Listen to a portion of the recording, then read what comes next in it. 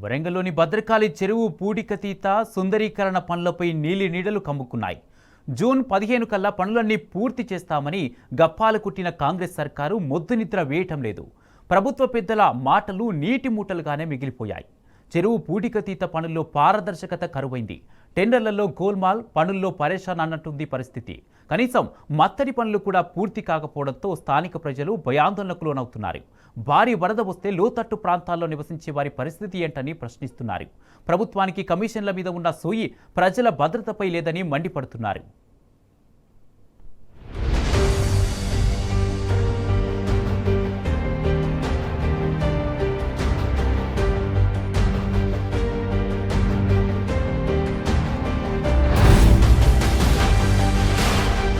పురాతనమైన భద్రకాళి చెరువుకు సంబంధించినటువంటి పూడికతీత పనులకు రాష్ట్ర ప్రభుత్వం పెట్టుకున్నటువంటి గడువు డెడ్ లైన్ జూన్ 15వ తేదీ. ఇంకా పూడికతీత పనులు కొనసాగుతూనే కనిపిస్తూ ఉన్నాయి. అధికారికంగా మనకు తెలుస్తా ఉన్న సమాచారం ప్రకారం ఇంకా 30-40% మేర పనులు కూడా జరగలేదని మనకు అధికారికంగా సమాచారం అందుతుంది. ఇప్పటికిప్పుడు ఈ పనులు పూర్తవుతాయా లేదా, సుందరీకరణ పనులన్నీ కూడా పూర్తిగా ఆగిపోయినట్టే కనిపిస్తూ ఉన్నాయి. మత్తడి పనులు కూడా పూర్తి కాకపోవడంతో ఇక్కడ ఉన్నటువంటి 15-20 కాలనీలు పూర్తిగా ముంపు బారిన పడే అవకాశమే కనిపిస్తూ ఉంది. భద్రకాళి చెరువు పూడికతీత పనులు జరగకుంటే జరిగే పరిణామాలపై టీ న్యూస్ అందించేటువంటి గ్రౌండ్ రిపోర్ట్లు చూద్దాం.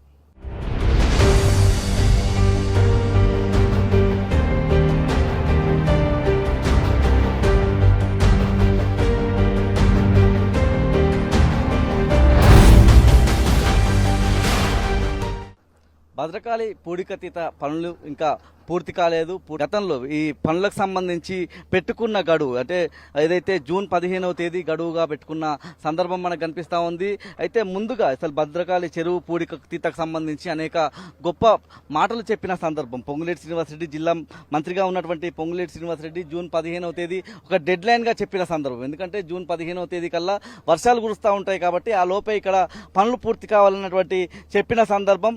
అంటే ముఖ్యంగా ఈ భద్రకాళి చెరువుకు సంబంధించినటువంటి పనులు కూడా చాలా ఆలస్యంగా మొదలైన సందర్భం కూడా మనం చూస్తూ ఉన్నాం. పూర్తిగా నవంబర్ 7వ తేదీన ఈ వాటర్ సంబంధించి నాగారం చెరువులోకి ఇక్కడ ఉన్నటువంటి వాటర్ అంతా కూడా రిలీజ్ చేసిన సందర్భం. రిలీజ్ చేసిన తర్వాత టెండర్ ప్రక్రియ కావచ్చు, దీనికి సంబంధించిన ప్రక్రియ అంతా పూర్తిగా ఆలస్యమైన క్రమంలో మార్చి 15వ తేదీ వరకు ఇక్కడ పనులు ప్రారంభం కాని సందర్భం కనిపించింది. ఆ క్రమంలోనే ఇక్కడ ఉన్నటువంటి ముంపు ప్రాంతంగా ఉంటుంది. అసలు ఈ చెరువు పనులు ఎందుకు చేయాలి, ఇక్కడ పూడికతీత ఎందుకు చేయాలన్నటువంటి సందర్భంలో వరంగల్ నగరం 2020, 2021, 2022లో భారీ వర్షాలు నమోదైన క్రమంలో ఇక్కడ ఉన్నటువంటి పలు కాలనీలన్నీ కూడా ముంపు బారిన పడ్డాయి. ముఖ్యంగా కాపువాడే కావచ్చు, ఇతరత్ర ఇక్కడ ఉన్నటువంటి దగ్గరలో ఉన్న 15-20 కాలనీలు ముంపుగా మారిన సందర్భంలో ఈ అనివార్యం అయిపోయింది. ఏదైతే భద్రకాళి చెరువు పూడికతీత పనులు కావచ్చు, బొందివా నాలాకు సంబంధించిన పనులు చేయడం అనేది అనివార్యంగా మారిన సందర్భం. అప్పుడున్నటువంటి బీఆర్ఎస్ ప్రభుత్వంలో ప్రణాళికలు కూడా రచించి 158 కోట్లతో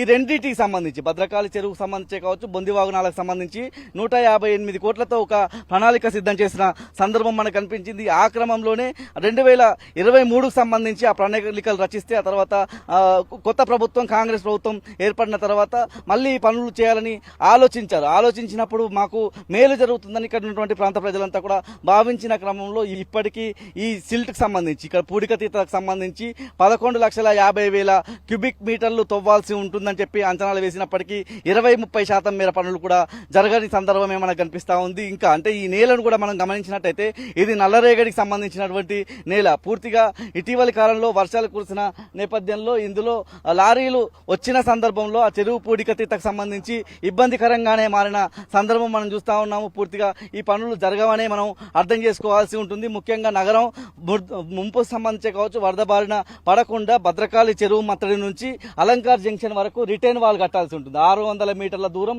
రిటైన్ వాల్ కడితే ఇక్కడ ఉన్నటువంటి ఈ ప్రాంతం అంతా కూడా ముంపు బారిన పడకుండా ప్రజలు సురక్షితంగా ఉండే అవకాశం ఉంటుంది. ఇక్కడ ఒక్క పూడికతీత తప్ప మిగతా ఏ పనులు జరగడం లేదు. మత్తడికి సంబంధించిన పనులు ఇంకా జరుగుతూనే ఉన్నాయి. ఒకవేళ 4-5 వర్షాలు కనుక గట్టిగా పడితే ఇబ్బంది పడే పరిస్థితి మాత్రం మనకు కనిపిస్తా ఉంది. మనతో పాటు ఇక్కడ ఉన్నటువంటి కార్పొరేటర్ మరపల్ల రవీంద్రను మాట్లాడే ప్రయత్నం చేద్దాం. ఇవాళ ఏం చెప్తారు? ముఖ్యంగా ముంపు బారిన అనేక కాలనీలు పడే అవకాశం కనిపిస్తా ఉంది కదా, ఏం చెప్పాలనుకుంటున్నారు? ముఖ్యంగా ఈ పనులు ఎప్పుడు పూర్తి అవుతాయని మంత్రి అంటే ఇద్దరు మంత్రులు ఉత్తమ్ కుమార్ రెడ్డి, పొంగులేటి శ్రీనివాసరెడ్డి, జిల్లా మంత్రులు కూడా వచ్చి సందర్శించిన వెళ్ళి సందర్భం జూన్ 15 కల్లా పూర్తి కావాలన్నారు. ఏం చెప్తారు మీరు? ఎంతో చారిత్రాత్మకమైన ఈ భద్రకాళి చెరువును పూడిక తీసి సుందరీకరణ చేస్తామని గత ప్రభుత్వం అంచనాలు వేసి నిధులు విడుదల చేసిన ధర్మిలో ప్రభుత్వం మారగానే కాంగ్రెస్ ప్రభుత్వం జిల్లా మంత్రివర్యులు ఇన్ఛార్జి మంత్రివర్యులు జూన్ 15 వరకు పూర్తి చేస్తామని కూడా హామీ ఇవ్వడం జరిగింది. అయినప్పటికీ ఒక 30% వరకు కూడా ఇక్కడ పనులు కాలేదు, పూడిక తీయలేదు. ఇలా వర్షాలు పడుతున్నాయి. ఇటీవల కురుస్తున్న చిన్నపాటి వర్షానికే ఈ భద్రకాళి చెరువులోకి వచ్చి నీళ్లు కూడా రావడం జరిగిందని కూడా ఈ సందర్భంగా తెలియజేస్తున్నా. ఎందుకంటే ఇవాళ ప్రజాప్రతినిధులకు చిత్తశుద్ధి లేదు. ఏమున్నా కమిషన్లు రావాలి, కమిషన్లు దంచుకోవడానికే దాన్ని శ్రద్ధ చూపిస్తాను కానీ అభివృద్ధి కార్యక్రమం చేపట్టడంలో శ్రద్ధ వహిస్తలేడానికే నిదర్శనం అని కూడా ఈ సందర్భంగా తెలియజేస్తున్నా. ఒకవేళ వర్షం కనుక కురిసేది ఉంటే ఈ భద్రకాళి చెరువు మొత్తం నీటితో ఉన్న తర్వాత కొలతలు వేయకుండా బిల్లులు సహా చేయాలన్న ఆలోచనతోటే ఉన్నారని కూడా ఈ సందర్భంగా తెలియజేస్తున్నా. వరంగల్ నగరంలో ఎక్కడ చూసినా కూడా ఇవాళ కాలనీలు బాక్స్ డ్రైన్ల మీదనే ఇవాళ అనుమతి లేకుండా ఇల్లు కట్టుకోవడం, ఇరుకు కావడం వల్ల లోతట్టు ప్రాంతాలు కూడా మునిగిపోయే పరిస్థితి ఉందని కూడా ఈ సందర్భంగా చేస్తున్నా. ఇలా బొందివాగు ఉన్నది, బొందివాగు పక్క అనేక గృహాలు నెరిచి ఉన్నాయి. మరి దానివల్ల ఇలా నీళ్లు బయట పోకుండా అక్కడనే నీరు నిలిచడం వల్ల లోతట్టు ప్రాంతాలు కూడా మునిగే అవకాశం ఉన్నాయి. ఇప్పటికైనా అధికార యంత్రాంగం వెంబడి చొరవ తీసుకోవాలి. ఈ ప్రజాప్రతినిధులు కూడా ఇచ్చిన మాట గడువు ప్రకారం కూడా నెరవేర్చకుంటే పెద్ద ఎత్తున మా బీఆర్ఎస్ పార్టీ ఆధ్వర్యంలో ఉద్యమాలు చేస్తామని కూడా ఈ సందర్భంగానే తెలియజేస్తున్నా. ముఖ్యంగా ఈ ముంపు ఒకవేళ ఈ చెరువు కనుక నిండితే గట్టి వర్షాలు ఫ్లడ్స్ లాగా కావచ్చు, ఫ్లాష్ ట్రైన్స్ వస్తే ఈ చెరువు కనుక నిండితే ఏ ప్రాంతానికి సంబంధించి ఏ ప్రజలు ఇవాళ ఇబ్బందులు పడే అవకాశం ఉంది. ముఖ్యంగా ఇక మత్తడి కూడా పూర్తి చేయని క్రమంలో ఎలాంటి ముంపులో ఏ కాలనీలు ఉన్నాయి? ఎక్కువ శాతం వరంగల్ పశ్చిమ నియోజకవర్గంలోని పలు ప్రాంతాలు అలంకార్ కానీ, కాపువాడ కానీ, ములుగు రోడ్ కానీ ఈ ప్రాంతాలన్నీ ఈ భద్రకాళికి సంబంధించిన ఇక్కడ ఉన్న నివాసం ఏర్పరిచిన గృహాలు కానీ మొత్తం నీళ్ళ మునిగే అవకాశాలు ఉన్నాయి. మరి వీటిని దృష్టిలో పెట్టుకొని ఇప్పటికైనా ప్రత్యామ్నాయ చర్యలు చేపట్టవలసిందిగా మీ అధికారులను కోరుకుంటున్నాం. మొత్తం పాటు ఒక నగరవాసి ఉన్నారు, ఏం చెప్తారు? ముఖ్యంగా ఈ భద్రకాళి చెరువు పూడికతీత పనులు ప్రభుత్వం అంచనా వేసిన ఏ పనులు జరగలేదు. ఇవాళ ఈ ఏ కాలనీ నష్టపోయే అవకాశం ఉంది, ఇబ్బందులు పడే అవకాశం ఉంది? వాస్తవంగా ఈ ప్రభుత్వం ఏదైతే ఉన్నదో, ఈ ప్రభుత్వం వచ్చినాక మేము గత ప్రభుత్వం ఏదైతే కేసీఆర్ గారి ప్రభుత్వం ఏదైతే దీనికి నిధులు కేటాయించి కాకతీయ కాలంలో ఏ అయితే వైభవం పోయిందో ఈ గుడి ఆ పునర్వైభవం రావాలని చెప్పి కేసీఆర్ గారు తలంచి దీనికి అత్యధిక స్థాయిలో నిధులు కేటాయించి దాస్య వినయ్ భాస్కర్ గారి ఆధ్వర్యంలో 100 సంవత్సరాలు కూడా ప్రజలకు ఈ గుడికి సంబంధించి దర్శనానికి కానీ ప్రజల సౌకర్యాలు కానీ ఇబ్బంది కాకుండా ఒక 100 సంవత్సరాల మాస్టర్ ప్లాను కేసీఆర్ ప్రభుత్వంలోనే దాస్య వినయ్ భాస్కర్ ఆధ్వర్యంలో వేయడం జరిగింది. ఆ రోజునే ఈ మాడ వీధులకు సంబంధించి, రాజగోపురానికి సంబంధించి, యాగశాల, పాకశాల, రథశాల వీటన్నిటికి సంబంధించి ఆ రోజే నిధులు విడుదల చేయడం జరిగింది. ఆ రోజే పనులు కూడా జరగడం జరిగింది. కానీ ఈరోజు ప్రభుత్వం వచ్చినాక ఈ పనులు కూడా మేమే చేసినామని చెప్పుకుంటూ మేము ఇంకా పూడికతీత పనులకు 150 కోట్లు కేటాయించినామని చెప్పి దానికి ఆ చెరువుకు సంబంధించి మత్స్యకారులకు కూడా అన్యాయం జరిగేటట్టు ఆ నీళ్లను మళ్లించి ఎక్కడికక్కడ కట్టలు తొలగించి ఆ నీళ్లనన్నీ మళ్లించి వాళ్ళకు ప్రత్యామ్నాయం చూపెట్టకుండా, మత్స్యకారులకు ప్రత్యామ్నాయం చూపెట్టకుండా ఈ ప్రభుత్వం వివతకు చూపింది. అదేవిధంగా మీరు ఏదైతే ఈ మాడవీళ్ళకి సంబంధించి కట్టలు కడతాల్లో మధ్యలో కుప్పలు పోతాలో ఈ కుప్పలకు సంబంధించి 10 నుంచి 12 ఫీట్లు లోతు అయితేనే ప్రత్యామ్నాయంగా ఈ నీళ్లు బయట పోకుండా కాలనీలు ములగకుండా ఉంటుంది. మీ పూడికతీత పనులు ఎంతవరకు చేసిళ్ళు? 1 ఫీటు కూడా ఇప్పటి వరకు తీయలే. అక్కడక్కడ వాళ్ళకి అవసరమైంది మట్టి అమ్ముకోవడానికే పూడికతీత తీసి మట్టి అమ్ముకున్నారు తప్ప ఈ వరద వచ్చినప్పుడు ఆ నీటికి లోతు ఎంత కావాలనో ప్రత్యామ్నాయంగా 12 ఫీట్ల లోతులో 1 ఫీటు కూడా మీరు తీయలేదు. దానికి కారణంగా దాని ప్రభావం తీవ్రంగా ఉండబోతోంది. ఎందుకంటే గతంలోనే ఈ వరద ప్రభావం వల్ల 10 నుంచి 12 కాలనీలు మునిగేటి. వీళ్ళు చేసిన పని వల్ల భవిష్యత్తులో ఇంకా 15-20 కాలనీలు మునిగబోతాయి. ఎందుకంటే రాత్రి చిరుజల్లులు పడినప్పుడే ఇప్పుడు వరద వచ్చి చేరింది. రేపు భారీ స్థాయిలో వచ్చిన వరదకు నీళ్లు ఎక్కడ చేస్తారు? దాని ప్రత్యామ్నాయానికి సంబంధించిన వరదను ఎడు తీసుకోబోతారు అంటే మీరు తెలిసి కూడా వర్షాకాలం అని తెలిసి కూడా మీరు వరదలు వస్తాయని తెలిసి కూడా వర్షాకాలంలో పనులు ఇవ్వడం, ఫండ్స్ రిలీజ్ చేయడం, పారదర్శక లేకుండా చేయడం అంటే అవినీతి కోసం, కమిషన్ల కోసమే మీరు ఈ పనులు వర్షాకాలంలో చేస్తున్నారు. ఖచ్చితంగా ప్రజలు ప్రశ్నిస్తారు. భవిష్యత్తులో కూడా ప్రభుత్వం ఇలాంటి కమిషన్లకు చేస్తే మాత్రం మేము భవిష్యత్తులో వినయ్ భాస్కర్ ఆధ్వర్యంలో ఖచ్చితంగా మీకు బుద్ధి చెప్తామని చెప్పి మేము సవాల్ చేస్తా ఉన్నాం. పూడికతీత పూర్తి కాకపోతే ఏ కాలనీలు మీరు ఎట్లా ఇబ్బందులు పడే అవకాశం ఉంది? ఇప్పుడు నవంబర్ 9వ తారీఖు రోజు ఈ మత్తడిని కూల్చివేయడం జరిగింది. నవంబర్, డిసెంబర్, జనవరి, ఫిబ్రవరి, మార్చి ఇప్పటికీ గత 7-8 నెలల నుంచి వీళ్ళు ఈ పనిని ఏమాత్రం కూడా వేగవంతం చేయకుండా దీన్ని ఇప్పుడు 7 నెలల నుంచి కూడా దీన్ని కంప్లీట్ చేయకుండా ఇప్పుడు వర్షాకాలం వచ్చింది. ఇప్పుడు ఏ మాత్రం చిన్న జల్లు పడ్డందుకే ఇప్పుడు ఆ నీళ్లు మొత్తం నిలిచిపోయినాయి. అట్లాంటి పరిస్థితుల వీళ్ళు ఇప్పుడు ఏ మాత్రం పనులు వేగవంతం చేయకుండా గతంలో అయితే మనం చూసుకుంటే ఇప్పుడు హెచ్యూ భూములు అయితే ఏంది, లేకపోతే గచ్చిబౌలి భూములలో అయితే వేలాది జేసీబీలు పెట్టి వందలాది ట్రాక్టర్లు పెట్టి వాళ్ళు ఆ పనులు వేగవంతం చేసినప్పుడు అదే చిత్తశుద్ధి ఇక్కడ చూపించి ఇక్కడ కూడా అదే వేగవంతంగా పని చేస్తే ఈ పాటికి ఈ పరిస్థితి రాకపోతుండే. ఇప్పుడు ఈ ప్రభుత్వం అయితే ఈ పనులలో ఫెయిల్ అయింది మనం చెప్పుకోవచ్చు. ఇది మొత్తంగా చూస్తే నిన్న కురిసినటువంటి వర్షం మనం చూసినట్టయితే చెరువుకు సంబంధించి 1-2 సెంటీమీటర్ల వర్షం పడితేనే ఒక కుంటలాగా మారి అక్కడ వర్షం నీళ్లు నిలిచిపోయిన పరిస్థితి. ఒక్కోసారి అంటే గతంలో ఉమ్మడి వరంగల్ జిల్లాలో 40-50 సెంటీమీటర్ల వర్షం పడ్డ దాఖలాలు కనిపిస్తూ ఉన్నాయి. అలాంటి ఫ్లాష్ రెయిన్స్ కనుక వస్తే ఈ చెరువు నిండే అవకాశం ఉంది. ముఖ్యంగా మత్తడికి సంబంధించి ఈ భద్రకాళి చెరువుకు సంబంధించినటువంటి మత్తడి కూడా పూర్తి కాని సందర్భంలో కాపువాడ కావచ్చు, ఇతర లైనింగ్ ఏరియాలో ఉన్నటువంటి అంటే లోతట్టు ప్రాంతాలైనటువంటి అనేక కాలనీలు ముంపు బారిన పడే అవకాశం కనిపిస్తూ ఉంది.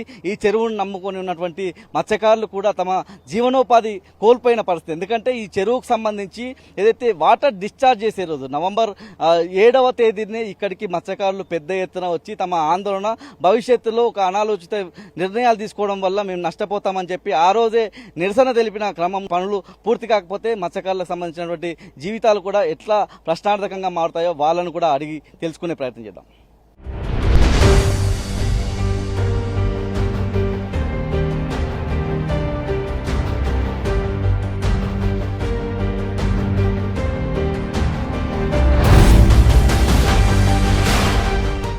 భద్రకాళి చెరువు పూడికతీత సుందరీకరణ పనుల్లో జాప్యంతో మత్స్యకారులు తీవ్ర ఇబ్బందులు పడుతున్నారు. నెలలు గడుస్తున్న పనులు నత్తనడకన సాగుతుండటంతో ఉపాధి కోల్పోయి నష్టపోతున్నారు. 6 నెలల్లో పనులన్నీ పూర్తి చేస్తామని చెప్పిన ప్రభుత్వం ఇంకా 60 నెలలైనా పూర్తి చేసేలా లేదని విమర్శించారు. కాంగ్రెస్ హయాంలో పనులు అయ్యేలా కనిపించడం లేదని ఆవేదన వ్యక్తం చేస్తున్నారు. తాత ముత్తాతల నుంచి చెరువుపైనే ఆధారపడి బతుకుతున్న తమకు జీవనోపాధి చూపించాలని మత్స్యకారులు డిమాండ్ చేస్తున్నారు.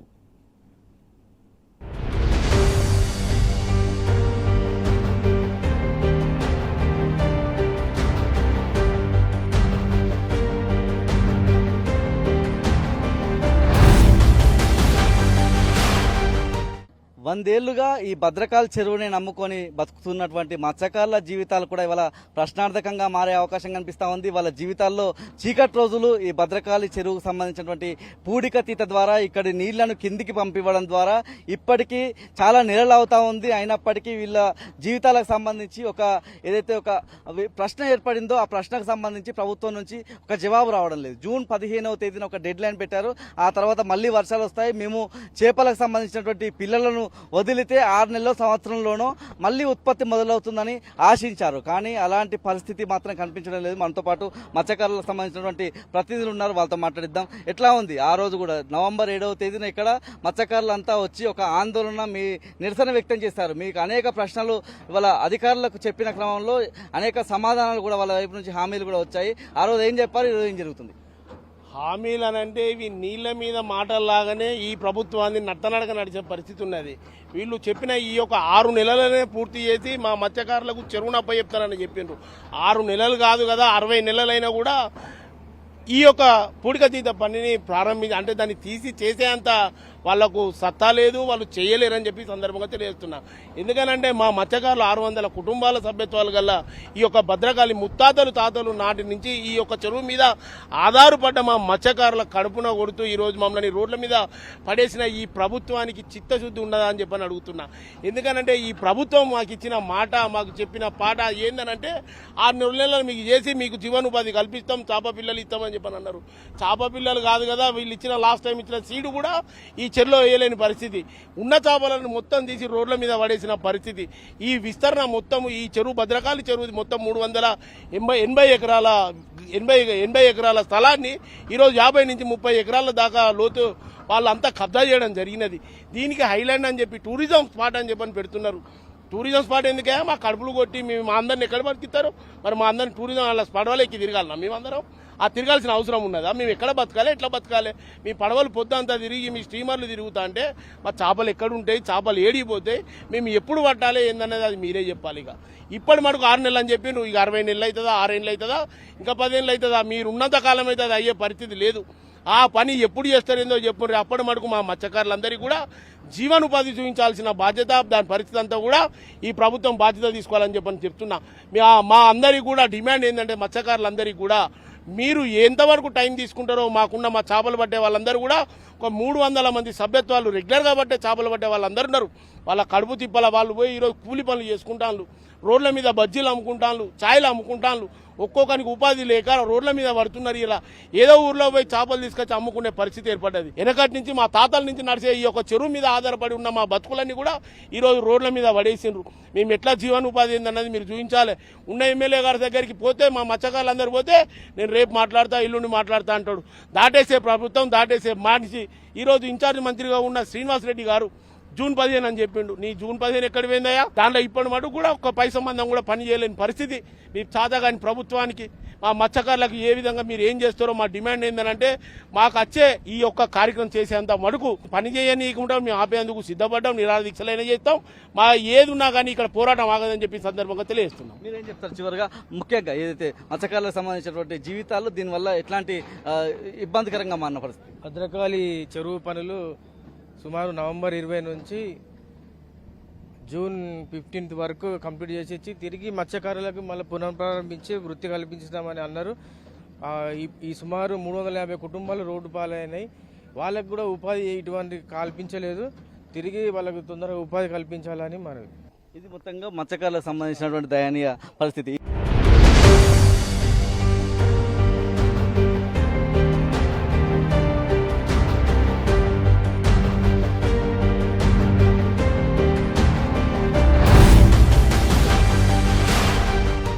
భద్రకాళి చెరువు సుందరీకరణ పనుల జాప్యంపై మాజీ ఎమ్మెల్యే దాస్యం వినయ్ భాస్కర్ నిప్పులు చెరిగారు.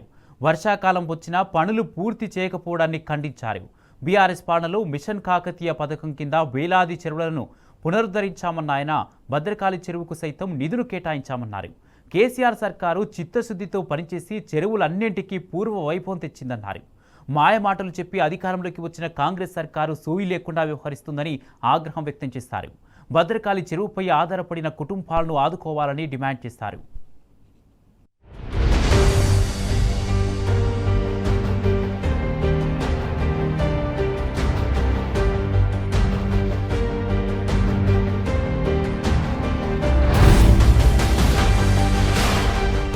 భద్రకాళి చెరువు పూడికతీత పనులను పరిశీలించడానికి దాస్యం వినయ్ భాస్కర్ హన్మకొండ జిల్లా బీఆర్ఎస్ అధ్యక్షులు వచ్చి పరిశీలించారు. ఎందుకంటే సరే వాళ్ళ జూన్ 15వ తేదీ ఒక డెడ్ లైన్ పెట్టుకున్న పరిస్థితి. జూన్ 15 వరకు పూర్తి చేయాలి, ఎందుకంటే వర్షాకాలం వస్తుందని చెప్పి ఈ జిల్లా ఇన్ఛార్జ్ మంత్రి కావచ్చు, ఇరిగేషన్ మంత్రిగా ఉన్నటువంటి ఉత్తమ్ కుమార్ రెడ్డి ఈ జిల్లాకు వచ్చి రివ్యూ పెట్టారు.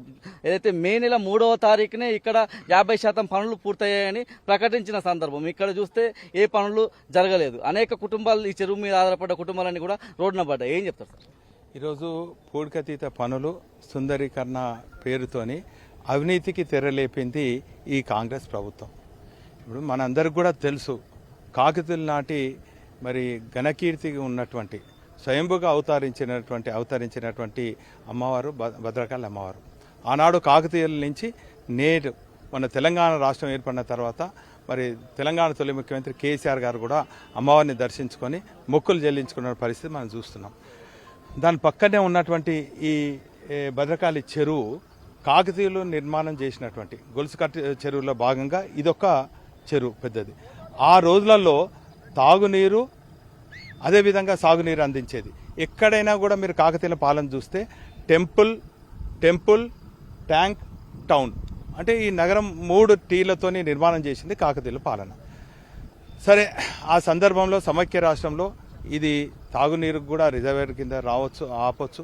అదే సందర్భంలో మరి తెలంగాణ రాష్ట్రం ఏర్పడిన తర్వాత కాకతీయులు నిర్మాణం చేపట్టినటువంటి అనేక వేలాది గొలుసుకట్టు చెరువులన్నీ కూడా కేసీఆర్ గారు దూరదృష్టితోని గ్రౌండ్ వాటర్ పెంచాలి, మరి తాగునీరు అందియాలి, సాగునీరు అందియాలని చెప్పి వేలాది మరి చెరువులను కూడా పునర్నిర్మాణం జరిగింది. ఆ సందర్భంలో కూడా దీనికి అభివృద్ధి కోసం కానీ అదేవిధంగా మరి ఇక్కడ ఈ చెరువు మత్తడి పడితే నాగారం చెరువుకు పోయే విధంగా కూడా ఆ నాలాను పునరుద్ధరణ ఇవన్నీ కూడా కొంత నిధులు కూడా కేటాయించడం జరిగింది.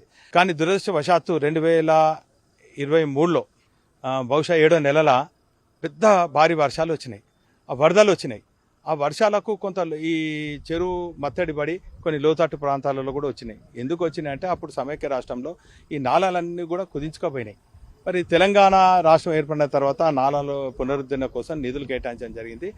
అప్పుడు కేటీఆర్ గారు స్వయంగా ఇక్కడికి వచ్చి 200 కోట్లు కూడా, మరి నైమ్నగర్కు 60-70 కోట్లు, దీనికి 200 కోట్లు కూడా వెచ్చించడం జరిగింది. ఆ పనులు కూడా జరుగుతున్న సందర్భంలో ఇంతలోపటికే ఎలక్షన్ కోడ్ వచ్చింది. ఈ మాయాదారి కాంగ్రెస్ పార్టీ మాయమాటలు చెప్పి అమలు కానీ 420 హామీలు, మరి 6 గ్యారెంటీలతోనే ప్రభుత్వంకి వచ్చింది. సరే రాణి, ప్రజలకు తెలుస్తుంది, నిలకడ మీద నిజం తెలుస్తుంది అన్నట్టు మేము ఓపికతోనే ఉన్నాము. మరి సంవత్సరంన్నర కాలంలో ఎన్ని అవినీతి భాగవతాలు చేసిండ్రు, ఎన్ని అవినీతి ఆరోపణలు మా పైన మోపిండ్రు అనేది ప్రజలందరికీ కూడా తెలుసు. కానీ ఈ సందర్భంగా ఇంత పవిత్రమైనటువంటి ఆలయం పక్కన ఉన్నటువంటి ఈ చెరువులో ఈ అవినీతి భాగం ఎందుకు చేయాలని నేను ఒక బీఆర్ఎస్ పార్టీ కార్యకర్తగా, మాజీ శాసనసభ్యునిగా ప్రజల పక్షాన నేను అడుగుతున్నా. ఆ నీళ్ళు వదే క్రమంలో మత్స్యకారులుగా వచ్చి మిమ్మల్ని అడిగినారు, మా పొట్ట మీద కొట్టకండి, మాకు జీవనోపాధి ఎట్లా అంటే నెల ఆగండి, మీకు మళ్ళా చెరువు పనులు పూర్తి చేసుడే, నీళ్లు నింపుడే, మీ ఉపాధి మీకు ఉంటుంది అన్నారు. వారే జూన్ 15 అన్నాడు. ఏమైనా పనులు అయినాయండి? వానలు పడుతుంటే అక్కడ ఎక్కడ బొంద తీస్తే మన ఒక నిండు ప్రాణం బలి అయింది. దానికి బాధ్యత ఎవరు? ఆ కుటుంబాన్ని ఎవరు ఆదుకోవాలి? సరే, మత్స్య కార్మికులు సుమారు ఒక 800 సొసైటీ మెంబర్స్ ఉన్నారు. వాళ్ళు ఒక 1600 మంది ఇంకా చిరు వ్యాపారులు ఉన్నారు. అంటే సుమారు ఒక 2000-2500 కుటుంబాల 7 నెలల నుంచి జీవనోపాధి లేదు. వాళ్ళు పోయి అడిగితే మీరు ఎటైనా పోతే మంచిగా ఉండదు, నేనే చేస్తా, నేనే ఈ ప్రాంతానికి రాజు అని చెప్పి ఒక వెకిలి చేష్టలు, వెకిలి మాటలతోని ఆ మత్స్యకారులను బెదిరించుడు. ఎవరు అడిగితే వాళ్ళు ఇది.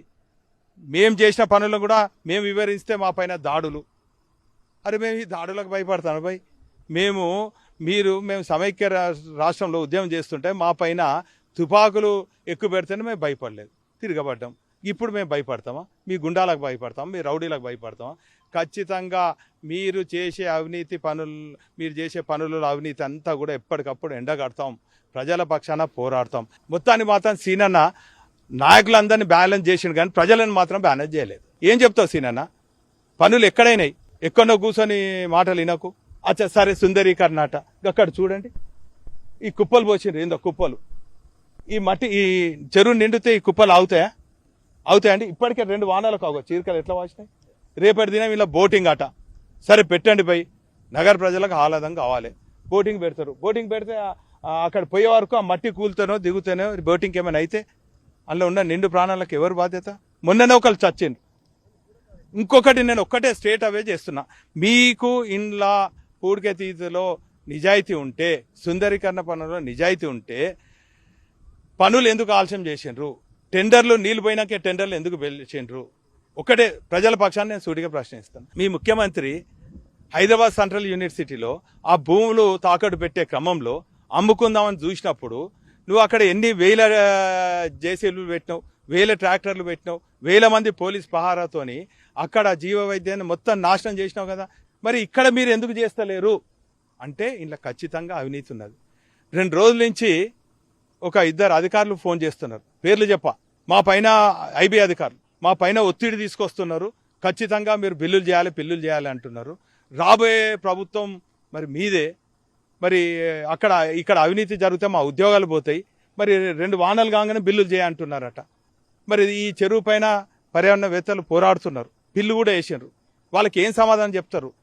ఈ చెరువు ఎట్లా కుదించుకోపోయిందంటే ఏం సమాధానం చెప్తారు? ఇలా జరిగిన అవినీతి అంటే ఎవరు చెప్తారు? మళ్ళీ పాపం అధికారులను బలి చేస్తారా? అందుకే ఇప్పటికైనా అధికారులకు కూడా చెప్తున్నాం, దయచేసి ఈ అవినీతిలో మీరు భాగస్వాములు కాకండి. ఇక్కడ పనులు నడుస్తున్నాయి. అదే విధంగా 7 నెలల నుంచి సుమారు 800 మంది మత్స్యకారులను పొట్టగొట్టినటువంటి వారికి నష్టపరిహారం చెల్లించాలి. అదేవిధంగా మొన్న చనిపోయిన కుటుంబానికి కూడా మీరు నష్టపరిహారం చెల్లించాలని మేము డిమాండ్ చేస్తున్నాం. ఒకవేళ భారీ వర్షాలు అంటే ఉమ్మడి వరంగల్ జిల్లా వ్యాప్తంగా హన్మకొండ వరంగల్ జిల్లాలోనూ గతంలో 30, 40, 50 సెంటీమీటర్ల వరకు వర్షం పడ్డ సందర్భాలు ఉన్నాయి. ఒకేసారి అంత వర్షం పడితే ఇప్పటికిప్పుడు మత్తడి కూడా నిర్మించలేదు. ఇక్కడ రిటైనింగ్ వాల్ కట్టాలన్నటువంటి ఒక ప్రపోజల్ కూడా ఉంది. అది కట్టలేదు, మత్తడి కట్టలేదు. కాపువాడ కావచ్చు, ఇతర లో లైనింగ్ ఏరియాకి సంబంధించి వల్ల ముంపు ఎట్లా ఉంటుందంటే ఏం చెప్తారు సార్? రాష్ట్ర ప్రభుత్వం ఏం సూచన చేస్తారు? ఇప్పుడు ప్రస్తుతం అయితే తాగునీరు సాగునీళ్లు లేక చుట్టూ ఈ చెరువు ఎండిపోతే చుట్టూ ఉన్నటువంటి వందల వేల ఇండ్లల్లో బోర్లు ఎండిపోయినాయండి. మొత్తం నీళ్ళ కటకట. చివరికి భక్తులు మరి దైవ దర్శనానికి వస్తే కాలు కడుక్కుంటానికి నీళ్లు లేవండి. మట్టి అమ్ముకుంటుండ్రండి. 2500 ఒక టిప్పర్ అట, 500 ఒక ట్రాక్టర్ అట. గింత అన్యాయం అండి. మట్టి అమ్ముకుంటారండి. మట్టి మీద దోసుక తింటారా ఈ ప్రభుత్వం? రైతుల పొట్ట కొడతారా? రైతుల నోటికాడ మట్టి కొడతారా? ఇంత ఘోరం అయితే ఎక్కడో చూడలేదు. ఏదేమైనప్పటికీ కూడా ఇప్పుడు వర్షాలు వచ్చే ప్రమాదం ఉన్నది. సీనన్నకు వ్యతిరేకత చేస్తున్నాం. దీని తక్షణం ఏం చేస్తారో రాత్రి పగలు చేయాలి. రేపు వరదలు వస్తే ఈ ముప్పు అంతా కూడా ఇటు లోతట్టు ప్రాంతం అంతా కూడా ఉన్నది, ప్రమాదం జరిగే ఉన్నది. దానికి నైతిక బాధ్యత కూడా ఈ ప్రభుత్వం వహించాలని చెప్పి హెచ్చరిస్తున్నాం. ఇది మొత్తంగా ఒకవేళ చెరువు కనుక నిండి కింద ఉన్నటువంటి ముంపు ప్రాంతాలకు సంబంధించి ముంపు ఏర్పడితే దానికి ఖచ్చితంగా రాష్ట్ర ప్రభుత్వం ఈ జిల్లా ఇన్ఛార్జ్ మంత్రిగా ఉన్నటువంటి పొంగులేటి శ్రీనివాస్ రెడ్డి బాధ్యత వహించాలన్నటువంటి ఒక అంశాన్ని అయితే దాసే వినయ్ భాస్కర్ గారు లేవనెత్తున్నారు. కెమెరా పర్సన్ సంజీవ్తో రవికాంత్, టీ న్యూస్, వరంగల్ జిల్లా.